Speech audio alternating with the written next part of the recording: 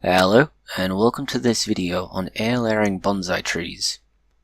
Air layering is a means to propagate trees by removing stock from existing specimens, or more often, standard trees in the yard.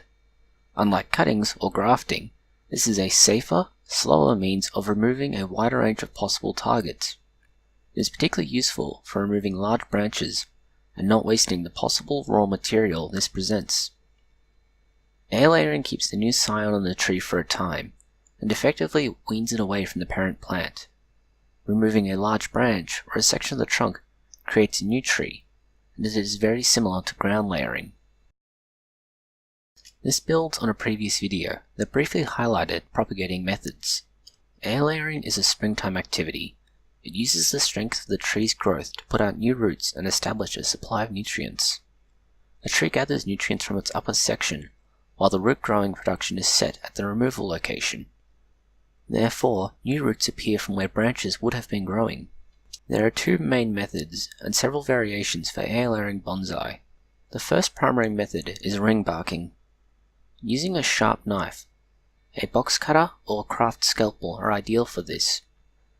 Two cuts are made that are parallel to each other around the circumference of the branch or trunk. The outer bark between these two cuts is removed. This creates a section of visible green cambium.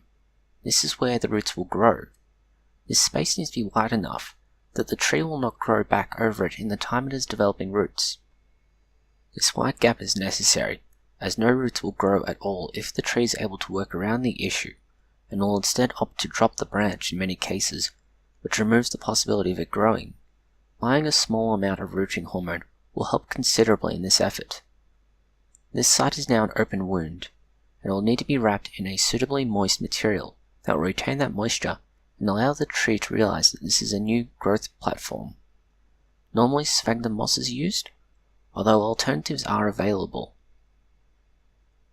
Cover it entirely with a plastic sheet, and then put something like aluminium foil around this again. Secure this with wire at both the top and the bottom.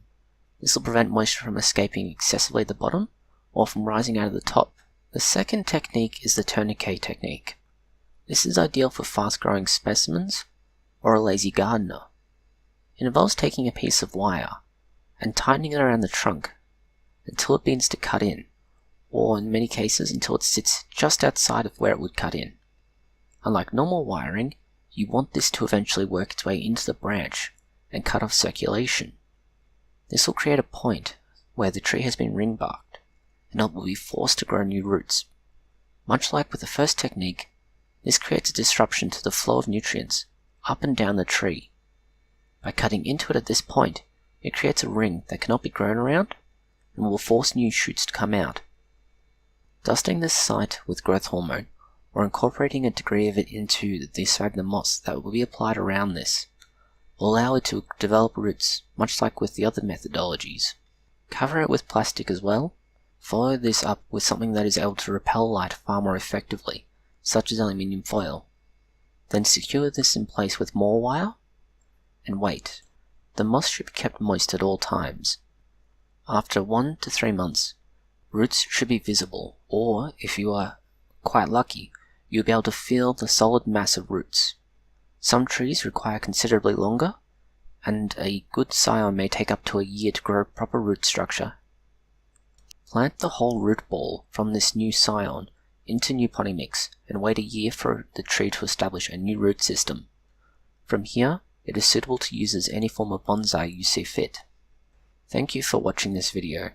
Hopefully this brief overview of the two primary air layering methodologies will help you in getting new stock.